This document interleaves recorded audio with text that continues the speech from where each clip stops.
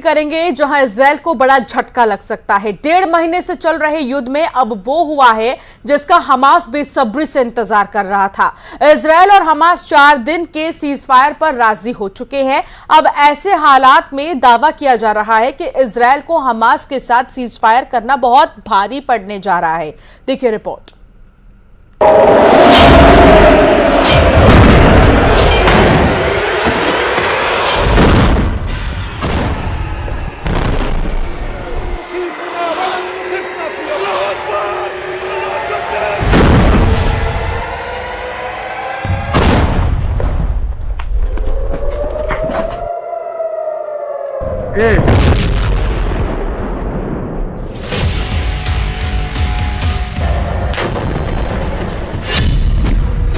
Gaza युद्ध में पहली बार जीता हमास।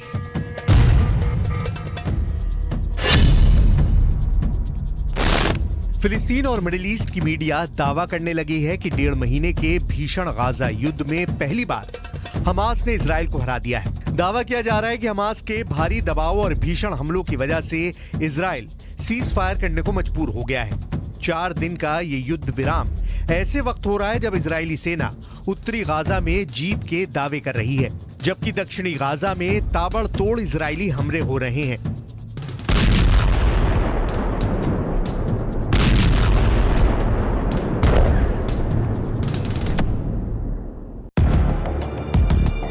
दक्षिणी गाजा का खान यूनिस शहर इजरायली हमलों से बुरी तरह से तबाह हुआ है। ऐसे वक्त में इजराइल हमास के साथ सीज फायर को क्यों तैयार हुआ, इस पर पूरी दुनिया में खलबली मची हुई है। दावा तो यहाँ तक किया जा रहा है कि हमास चीफ इस्माइल हानिया और हमास के टॉप कमांडर और नेता याहिया सिनवार ने अपनी शर्तों पर इजराइल को सीज फायर करने के लिए झुका दिया है। प्रधानमंत्री नेतन्याहू और उनकी युद्ध सरकार में शामिल कई मंत्री इस फैसले से बेहद नाराज हैं। फिलहाल सीज फायर के बहाने हमास को मिले 4 दिन इजराइल पर बहुत भारी पड़ सकते हैं। 4 दिन में इजराइल की हार। 1.5 महीने से ज्यादा की जंग में उत्तरी गाजा की 60% इमारतें पूरी तरह से तबाह हो चुकी हैं, जबकि 13,000 से ज्यादा फिलिस्तीनी अब तक मारे जा चुके हैं। एक अनुमान के मुताबिक इजरायली सेना अकेले उत्तरी गाजा में ही 23,000 बमों से हमला कर चुकी है, जबकि हमास की 700 सुरंगें तबाह करने का दावा भी आईडीएफ कर रही है।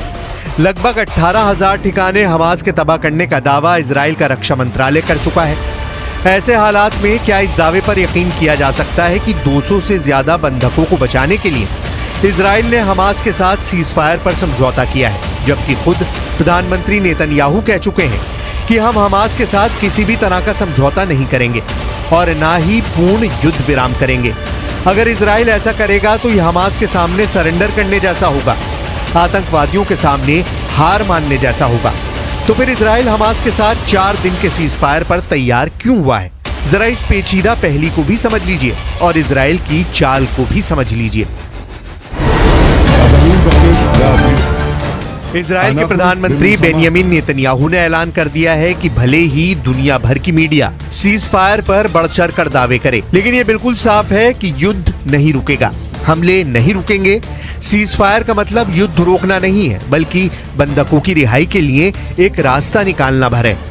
इधर कुछ मीडिया रिपोर्ट्स में दावा किया गया है कि इजराइल ने बेहद चालाकी से 4 दिन का वक्त सीज फायर के नाम पर ले लिया है, क्योंकि उत्तरी गाजा के बीचों बीच हमास के लड़ाके इजरायली सेना के टैंकों और पैदल सेना पर भीषण हमले कर रहे हैं। इजरायली सेना समझ नहीं पा रही है कि आखिर हमास इजराइल के इतने भीषण हमलों के बावजूद इजरायली सेना पर हमले कैसे कर रहा है। कुछ रिपोर्ट्स के मुताबिक इजरायली सेना उत्तरी गाजा में फिलिस्तीनी आतंकवादी समूह अल कुद्स ब्रिगेड को पूरी तरह से खत्म करना चाहती है, क्योंकि अल कुद्स ब्रिगेड ने उत्तरी गाजा में इजरायली टैंकों को तबाह करके रख दिया है। अल कुद्स ब्रिगेड इजराइल के 50 से ज्यादा टैंकों को तबाह करने का दावा कर रही है। अभी तक गाजा युद्ध में इजराइल के 70 से ज्यादा सैनिक मारे जा चुके हैं, जिनमें कई कमांडर लेवल के अफसर हैं। अल कुद्स ब्रिगेड के लड़ाके आईडीएफ टैंकों पर बेधड़क रॉकेट लॉन्चर से हमले कर रहे हैं।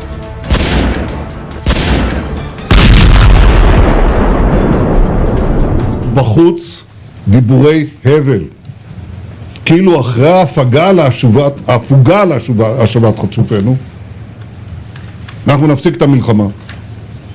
אז אני מבקש להבהיר, אנחנו במלחמה, ונמשיך במלחמה. נמשיך במלחמה עד שנשיג את כל היעדים שלנו. गाजा युद्ध में पहली बार जीता हमास। कुछ पश्चिमी मीडिया की रिपोर्ट्स के दावों के मुताबिक इजरायली सेना आईडीएफ की इंटेलिजेंस यूनिट 504 इस वक्त उत्तरी गाजा और दक्षिणी गाजा में बेहद खास गुप्त मिशन पर लगी हुई है।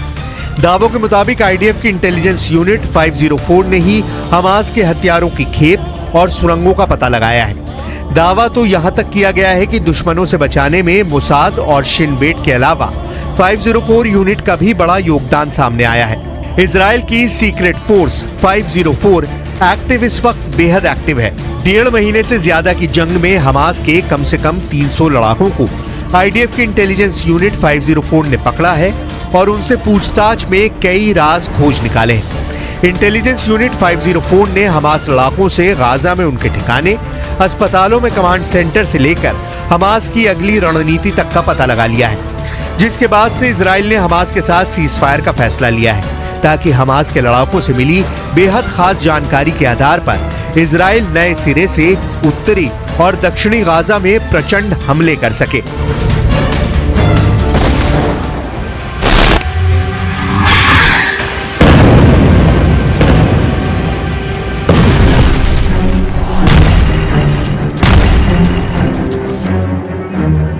अब सवाल उठता है कि क्या हमास को नहीं पता होगा कि इजराइल सीज फायर के नाम पर उनके साथ खेल रहा है? तो जवाब है बिल्कुल।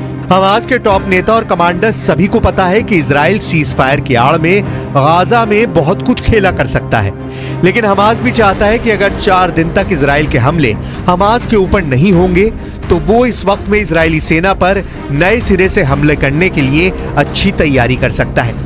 कतर में बैठे हमास चीफ इस्माइल हानिया और खुफिया ठिकाने पर छिपे हमास के टॉप नेता याहिया सिनवार सीज फायर के जरिए इजराइल के साथ जंग का सबसे बड़ा जुआ खेल रहे हैं। देखिए 4 दिन के सीज फायर में क्या तय हुआ है और सीज फायर के पीछे कौन कौन से देश शामिल हैं। हमास और इजराइल के बीच सीज फायर डील को मंजूरी मिल चुकी है। इजरायली कैबिनेट ने हमास के साथ डील को मंजूरी दे दी है। 4 दिन के लिए बंद हुए इजराइल हमास की जंग में 30 बच्चों समेत 50 बंधकों की होगी रिहाई, जबकि 300 तक फिलिस्तीनी कैदी भी इजराइल छोड़ेगा। इजराइल अपने बंधकों को छुड़ाने के लिए कई तरह की शर्तों पर सहमत हो गया है। हमास के नेता याहिया सिनवार की ओर से रखी गई शर्त को भी इजराइल मानने को तैयार हो गया है। इस शर्त के मुताबिक युद्ध विराम के हर दिन 6 घंटे के लिए गाजा हवाई क्षेत्र में इजरायली ड्रोन नहीं उड़ेंगे।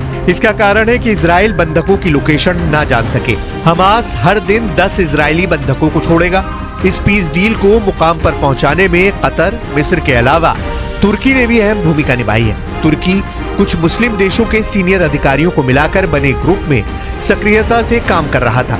ये ग्रुप इजराइल हमास में सीज फायर के लिए सुरक्षा परिषद के स्थायी सदस्यों और दूसरे अहम देशों से बात कर रहा था। इस ग्रुप में तुर्की, कतर, मिस्र, जॉर्डन, नाइजीरिया, सऊदी अरब, इंडोनेशिया, फिलिस्तीन के विदेश मंत्री और प्रतिनिधि शामिल हैं।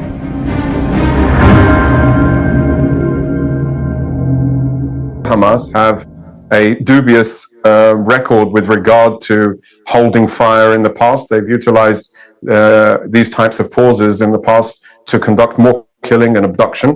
So we need to be very strong in our defensive position. Cease fire नहीं, ये सरेंडर है।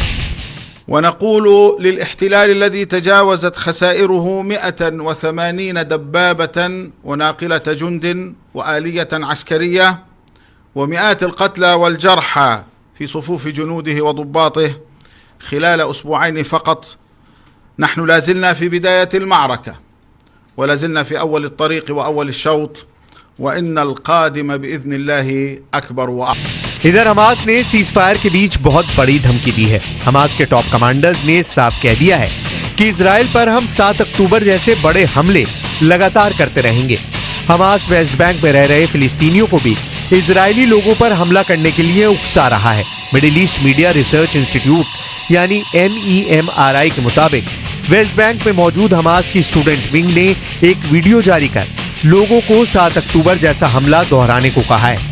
अब ऐसे हालात में देखना होगा कि क्या 4 दिन का सीजफायर इजराइल के लिए नया नासूर साबित होगा या फिर हमास के खिलाफ गेम चेंजर।